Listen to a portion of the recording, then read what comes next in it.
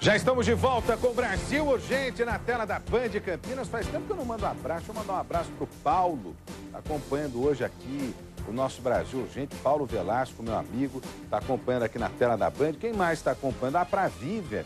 Encontrei a Vivian hoje no aeroporto de Viracopos, aqui em Campinas.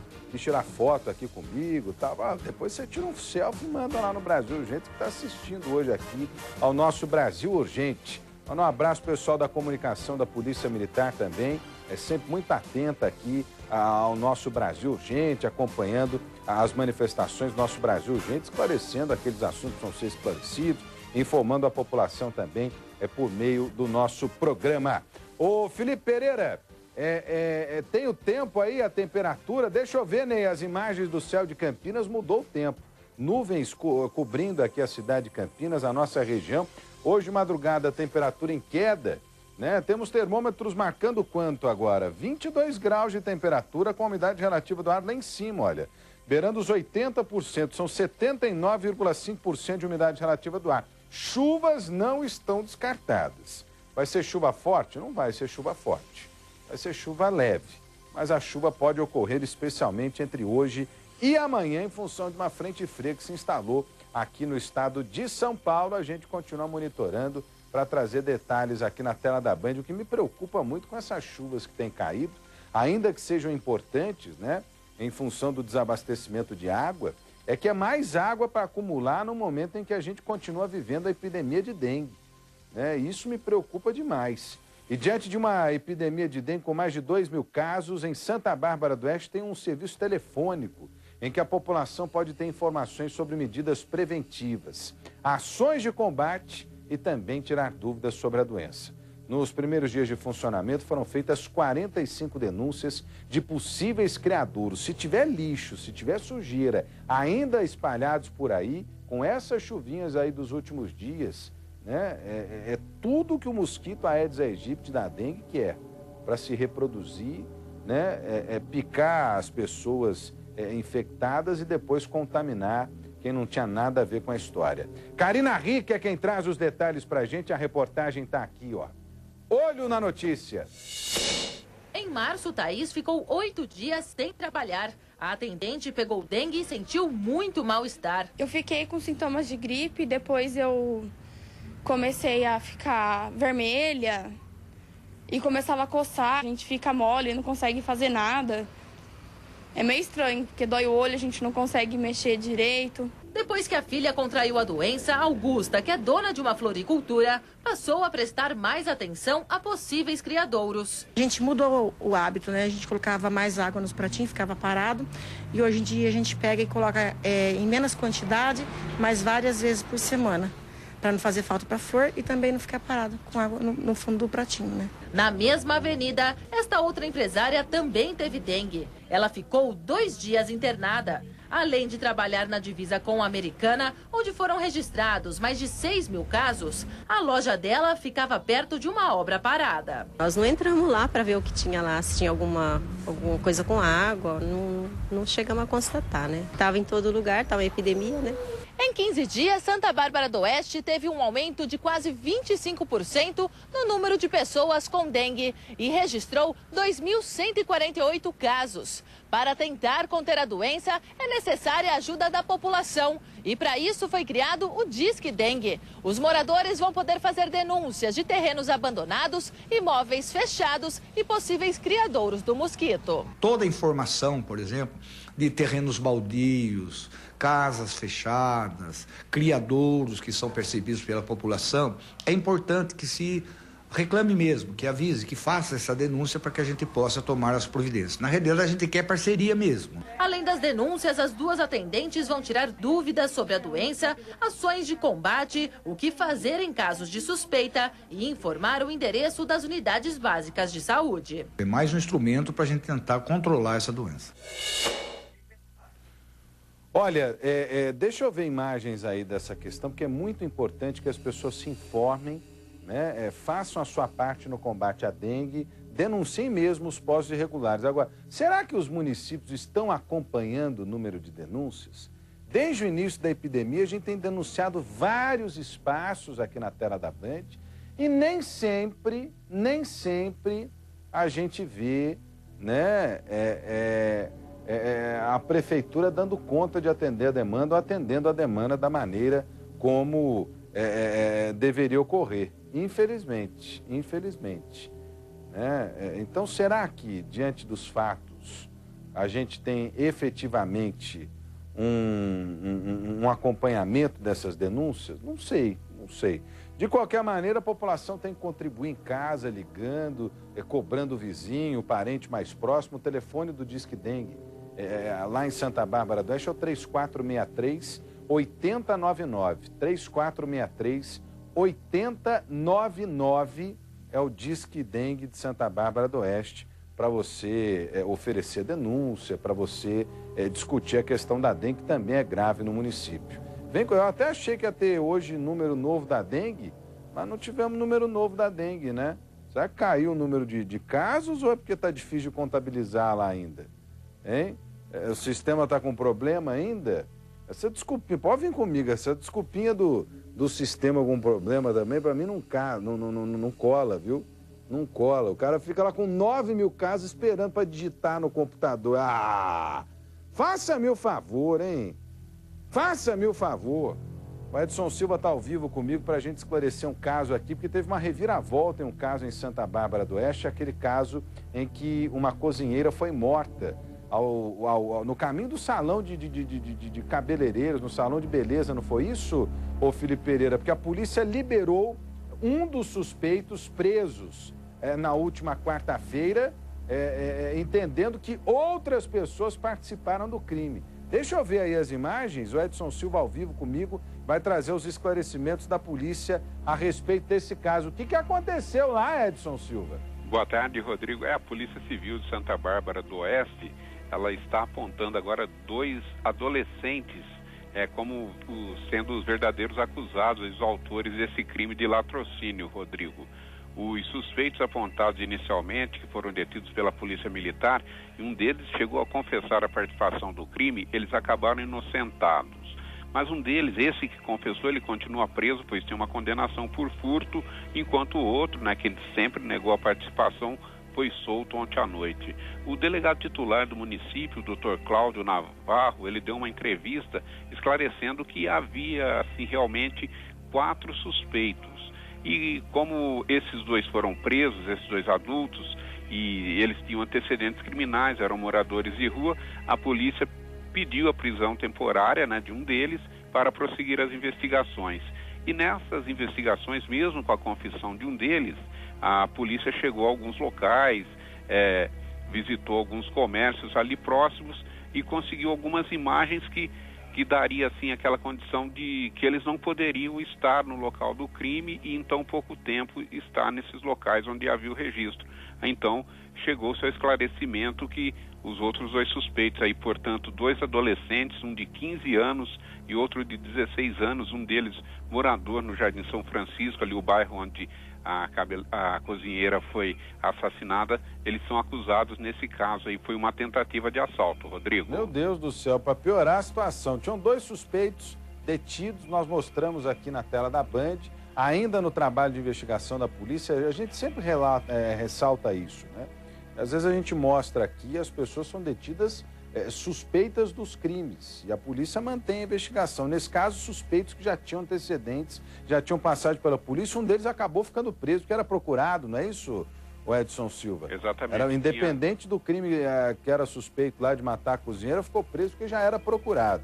Exatamente. E agora a polícia diz que 2 menores participaram do crime, 2 menores mataram a cozinheira no caminho do salão de belezas em Santa Bárbara do Oeste, num caso terrível, um caso de violência gratuita, a moça que morreu sem saber por quê, Porque a informação é de que ela recebeu uma facada no peito, o Edson Silva, porque teria se assustado, teria se apavorado com a ação dos criminosos. Não é essa a informação, Edson Silva? Exatamente. Isso na versão desse suspeito que era adulto, que tinha confessado e que agora a polícia descarta ele como participante.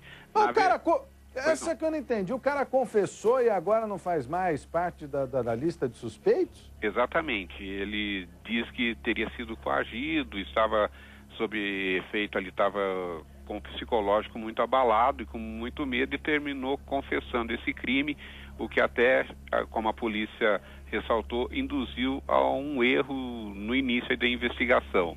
Mas já havia também essa investigação paralela a 2 adolescentes que não houve assim testemunha ocular, mas há uma informação que uma testemunha presenciou um desses adolescentes aí dispensando, como se fala na gíria policial, a faca utilizada no crime.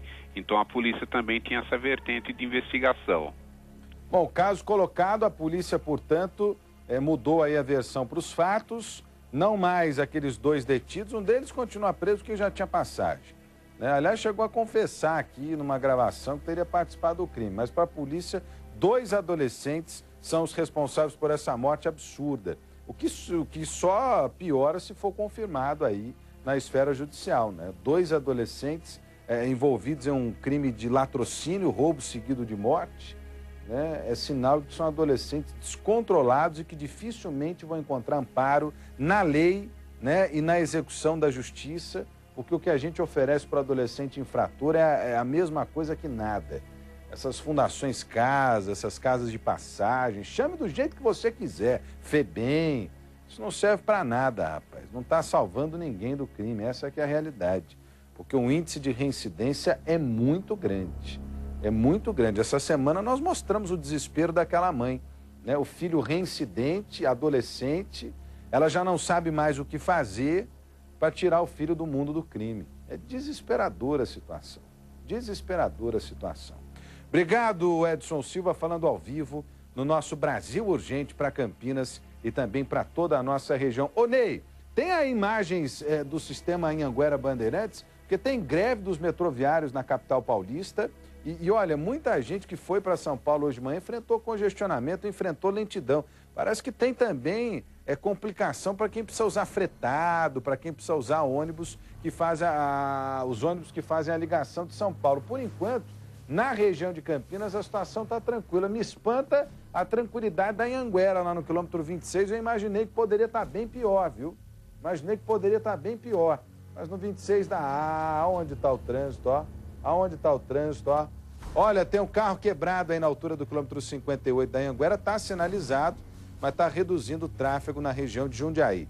No 61 da Anhanguera, que é 3 quilômetros adiante aí daquele problema, tráfego também bastante carregado. Hoje é sexta-feira, é a primeira sexta-feira do mês de junho. Né? Muita gente pegando a estrada aí, olha. No 109 da Anhanguera, região de Campinas, o tempo está encoberto, o céu está encoberto, mas não chove. Na capital paulista, a rodovia dos Bandeirantes é boa agora para quem chega à marginal do Rio Tietê, também no sentido da marginal do Rio Pinheiros.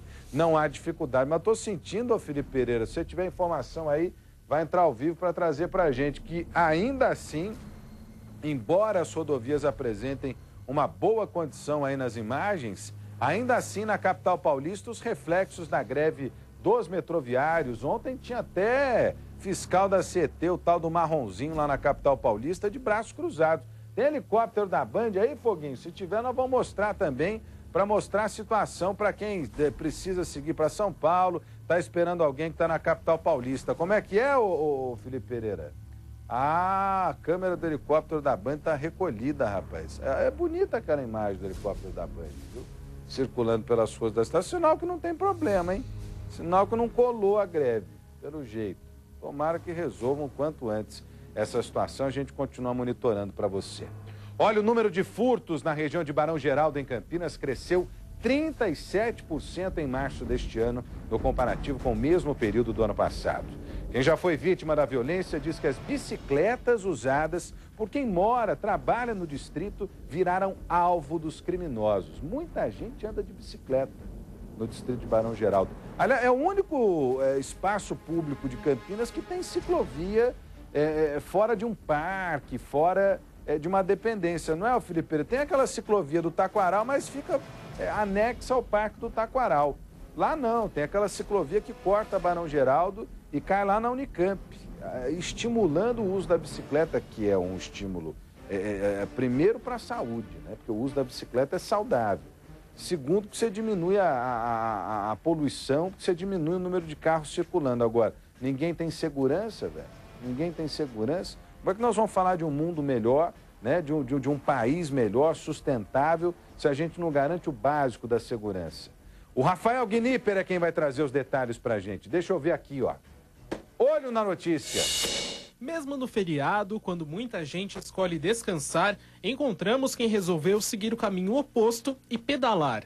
Em Barão, a proximidade dos locais dentro do bairro e uma faixa criada só para as bicicletas facilita a circulação das magrelas. Mas agora os ciclistas que se exercitam ou simplesmente passeiam aqui por Barão Geraldo precisam tomar cuidado. As bicicletas se tornaram alvo dos bandidos. O aviso é claro. A cerca elétrica existe e funciona. Nada disso impediu, porém, que assaltantes invadissem este prédio para roubar bicicletas. Daniel, uma das vítimas, agora se sente inseguro. Ele usava a bicicleta mais do que apenas para lazer. A bicicleta contemplava um pouco de tudo, tanto o deslocamento do cotidiano, para trabalho, para fazer compra, como para lazer também, né? Para esporte, para me divertir. E hoje me faz uma falta incrível, né? Eu tenho que, para fazer um deslocamento pequeno, da minha casa até a Unicamp, eu tenho que pegar o carro quando eu estou com um horário apertado. Então, isso me soa muito estranho, eu ter que pegar o carro para fazer esses deslocamentos, enquanto que de bicicleta ela dava conta de todas as minhas demandas, né, diárias. A insegurança do pesquisador encontra amparo nas estatísticas. Dados divulgados pela Secretaria de Segurança Pública mostram que nos 3 primeiros meses do ano passado foram registrados 365 furtos na região do 7º DP, que compreende Barão Geraldo. Em março, foram 122 casos. Este ano, o número subiu para 167 no mesmo mês. A confirmação de que as bicicletas são o alvo da vez vem das ruas.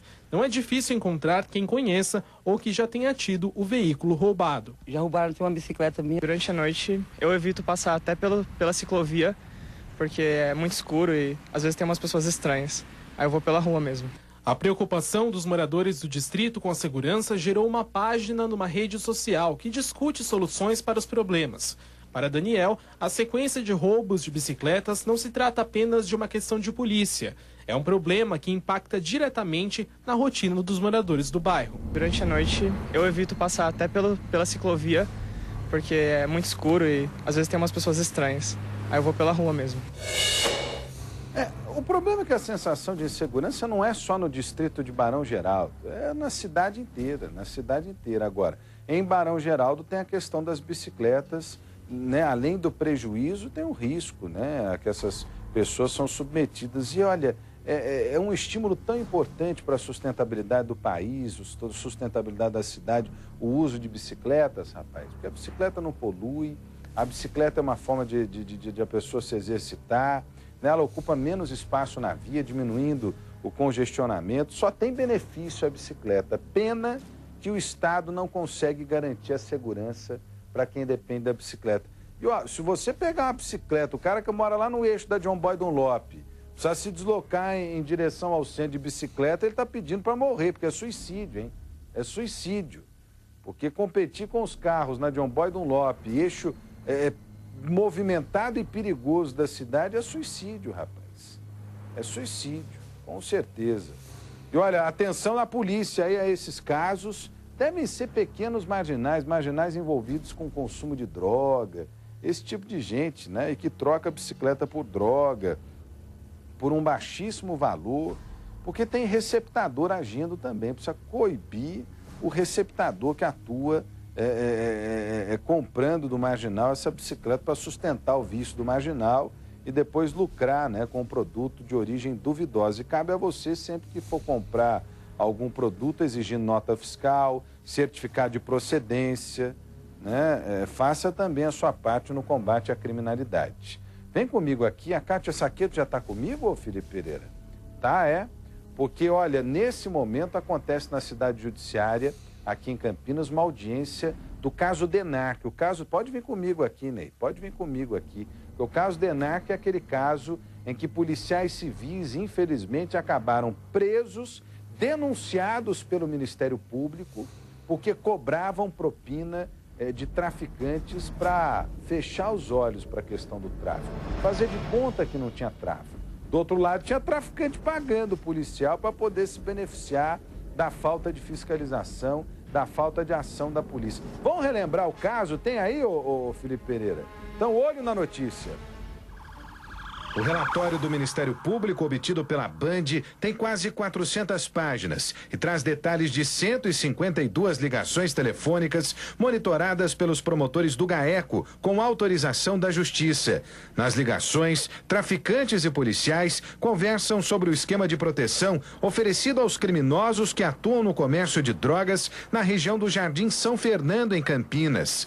O esquema veio à tona na última segunda-feira, após a prisão de 2 delegados do DENARC, o Departamento de Narcóticos de São Paulo, 2 policiais civis de Campinas